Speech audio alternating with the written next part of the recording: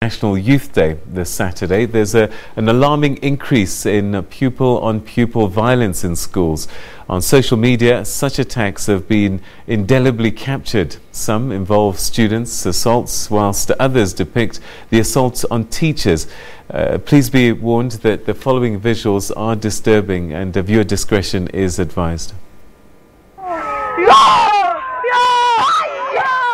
The youth, again misdirected.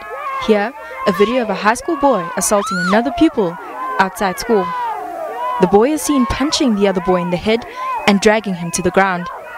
The perpetrator later kicked the victim in the head. This is the victim's mother, who now constantly fears for her son's life. The boy came home hurt, and then he was rushed to hospital in my absence because I was at work. And then when he was relaxed, we asked what happened. He explained this boy was bullying him. He always takes his stuff from his bag. From the bag and all that.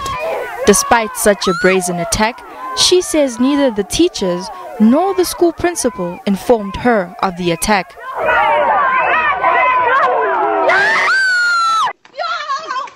In another video, two KwaZulu-Natal girls seen hitting another student that was not wearing uniform. The two pupils are seen kicking the other schoolgirl.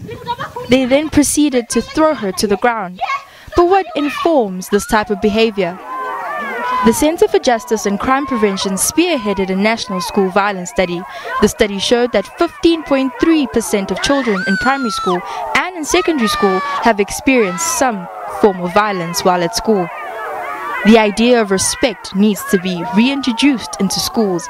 If you experience or witness an incident of a violent nature, even when people are still arguing, but if you can see that it's not a good discussion that is taking place in a usual way, you report that to a teacher who will then take action to intervene and make sure that they diffuse it and talk to the children to make sure that they resolve their issues in a different way. It's important for children in schools to report violence before it starts. Children are owed the chance to feel safe and secure at all times. It's time education takes the front line in schools again. In our curriculum, we encourage debate, we encourage discussion, we encourage peaceful means of resolving conflict, and we tell them this, but you will find that sometimes people forget all that in the heat of the moment. They resort to physical fights, which lead to injuries, lead to expulsion for some of the learners, and we think that it's unnecessary. Parents need to constantly remind their children that you don't need to fight to resolve an issue. If you have an issue, talk about it. As a country, we arrived at this democracy through negotiations, which means it remains an example of one of the ways you can use to arrive at an agreement with someone that you initially did not agree with. Children are society's most prized possession, and because of this, they must be kept safe.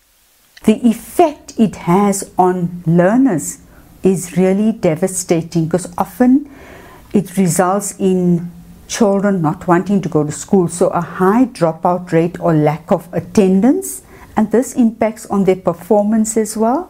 Where the performance drops, the anxiety levels certainly increase. Violence in South African schools has become normalized, and it is a pattern that desperately needs to be broken.